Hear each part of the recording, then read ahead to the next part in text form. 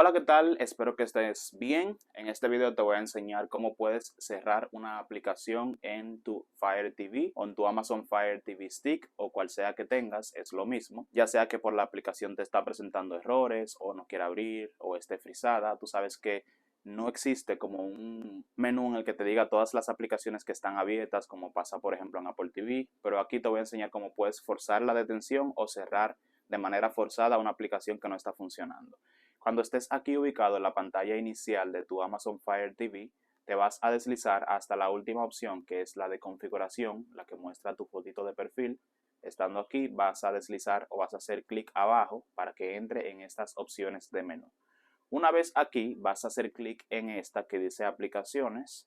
Cuando entres, vas a deslizar hasta la última que dice administrar aplicaciones instaladas. Cuando le das aquí, te va a desplegar una lista de todas las aplicaciones que tienes en tu Amazon Fire TV Stick.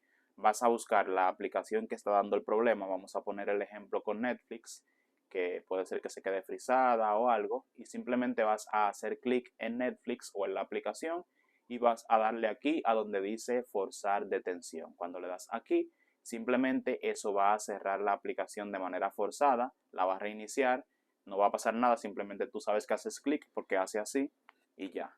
Cuando vuelves al menú principal e intentas abrir Netflix otra vez, ya va a empezar la aplicación desde cero, ya va a encontrarse cerrada. Y esto debería, en teoría, resolver o solucionar cualquier problema que esté presentando la aplicación en cuestión. Así que nada, si te ha gustado suscríbete y nos vemos en la próxima entrega.